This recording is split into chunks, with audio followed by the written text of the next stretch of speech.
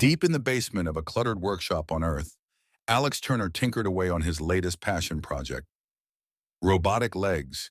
He wasn't a brilliant scientist, nor a world-famous engineer.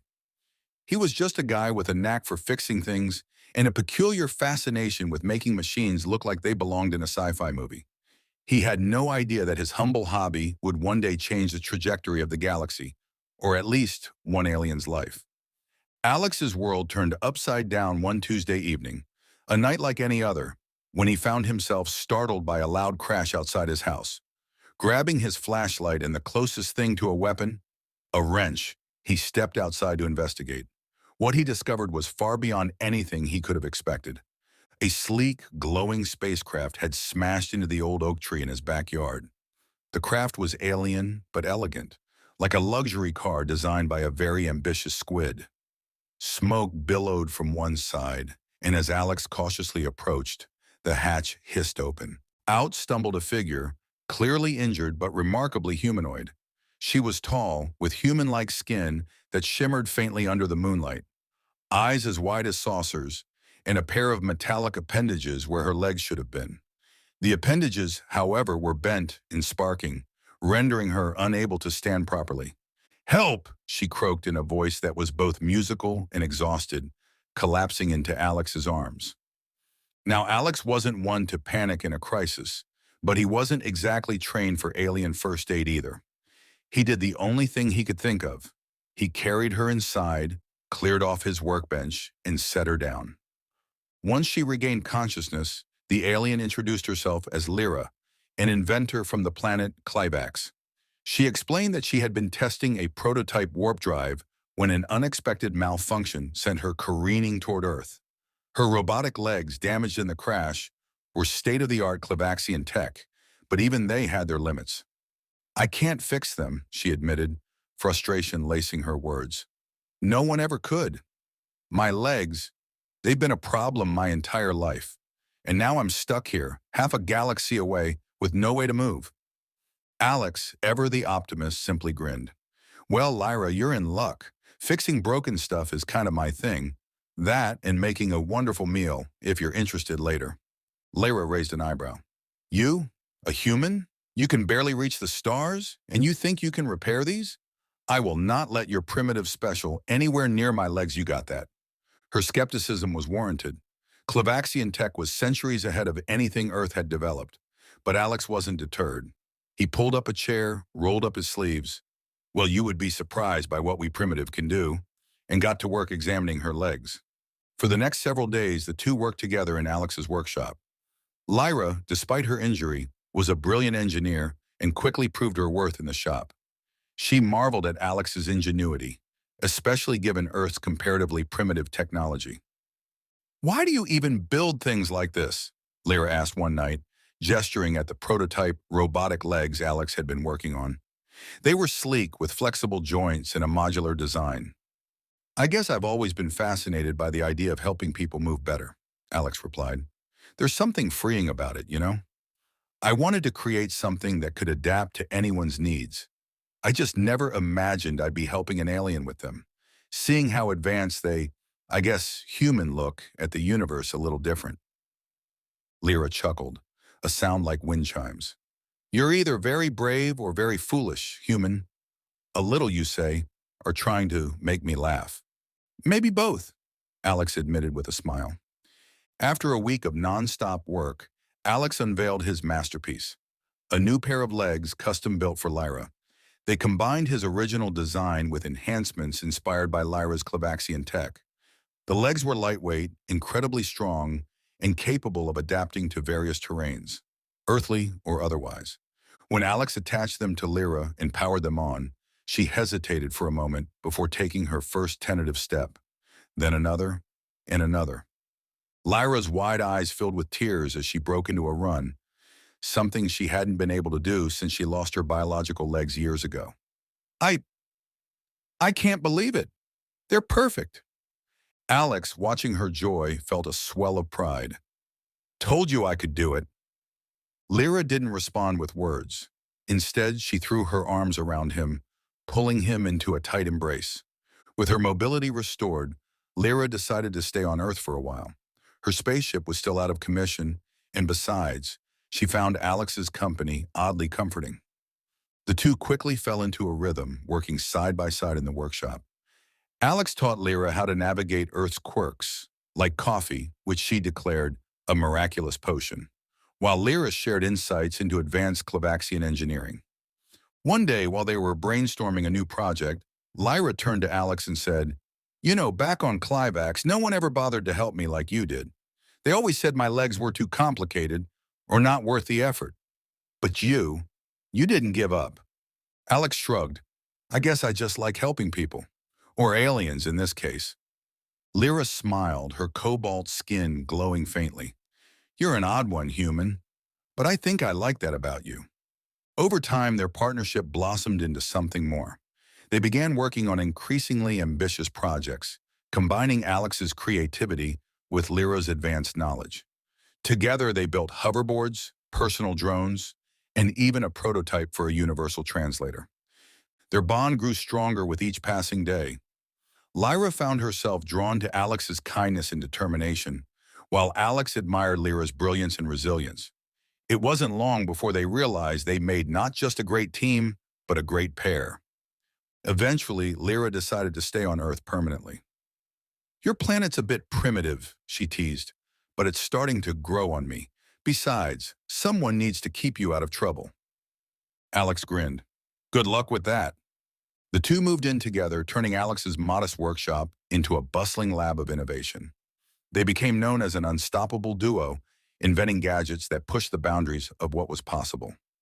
Years later, as they stood together in their workshop, Lyra looked at Alex and said, "You know, if someone had told me I'd crash land on a primitive planet and end up staying forever, I would have called them crazy. But now, I can't imagine being anywhere else." Alex chuckled. "And to think it all started with a pair of legs." Lyra smiled, her cobalt blue skin shimmering under the workshop lights. "No, Alex, it started with you. You saw me when no one else did. You gave me more than legs. You gave me a future." Alex took her hand. "Well, you've given me a lot too, Lyra. I mean, who else would teach me how to make a self-cleaning toaster?" Lyra laughed, and for a moment, everything felt perfect.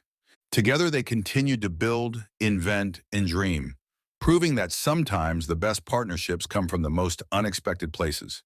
And so, on a tiny blue planet in a vast galaxy, a human and an alien found not just friendship, but a shared purpose, proving that kindness and ingenuity could bridge even the widest of cosmic gaps. It had been a year since Lyra had crash-landed on Earth and started her new life with Alex. Their workshop was now a hub of innovation, churning out inventions that ranged from practical to downright whimsical. Life was good, or at least as good as it could be until the day Lyra's family arrived unannounced. Alex was in the middle of troubleshooting a new anti-gravity coffee table. It worked, but the mugs kept floating away when a strange hum filled the air. Lyra, who had been calibrating a plasma welder, froze mid-sentence. "Oh no," she muttered, her cobalt blue face paling. "What is it?" Alex asked, looking up. "They found me." Before Alex could ask who they were, a dazzling beam of light shot down into the backyard, accompanied by a sound like a symphony tuning up. Moments later, three figures materialized on the grass. They were Clavaxians, like Lyra, but each with distinct features. The tallest, a male with emerald green skin and an air of authority, stepped forward. His eyes scanned the area before landing on Lyra. "Lyra, what in the cosmos are you wearing?" he asked, gesturing to her Earth-made overalls. "Father," Lyra replied, her tone exasperated. "You didn't even message ahead." The second figure, a female with lavender skin and an elaborate headpiece that resembled a spiral galaxy, sniffed the air delicately. "This atmosphere is atrocious. How have you survived here?" "By not being dramatic," Lyra muttered under her breath. The third figure, a younger male with bright orange skin and a curious demeanor, was already poking at Alex's half-finished coffee table. "Whoa, is this anti-grav tech? Primitive, but clever."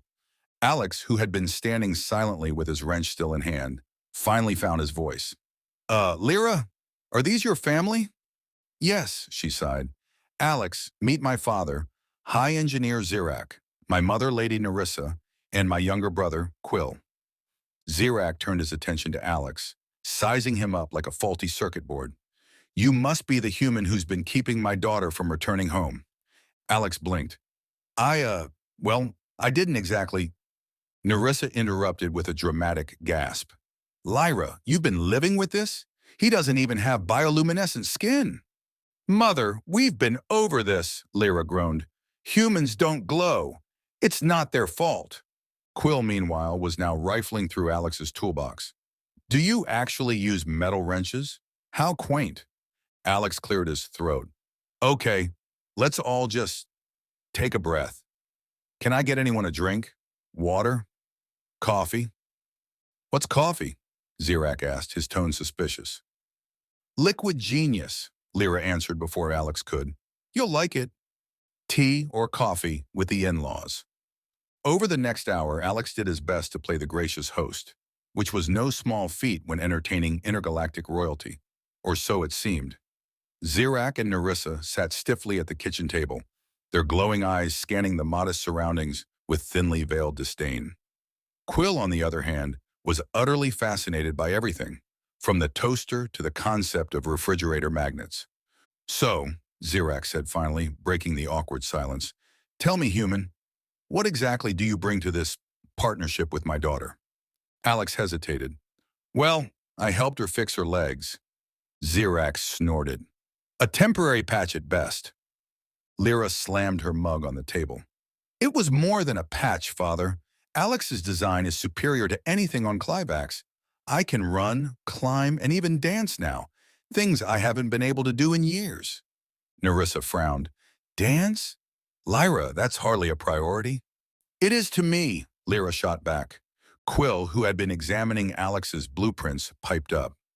Actually, these designs are pretty impressive. The modular adaptability alone is light years ahead of our standard models. Zirak looked at his son, clearly taken aback. Really? Yes, Lyra said, her voice rising.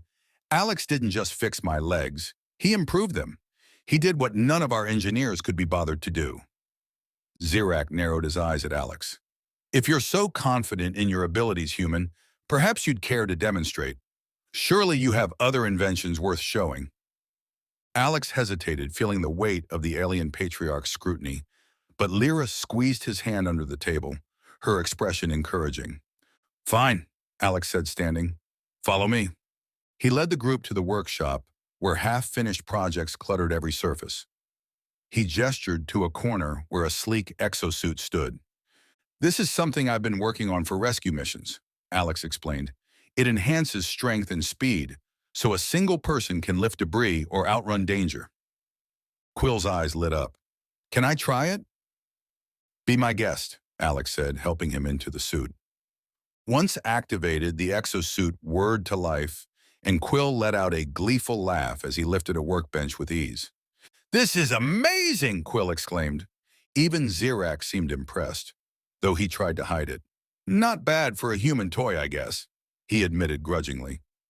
Over the next few days, Zirak, Narissa, and Quill stayed to observe Alex's work and get to know Earth better, though Narissa continued to complain about the air quality.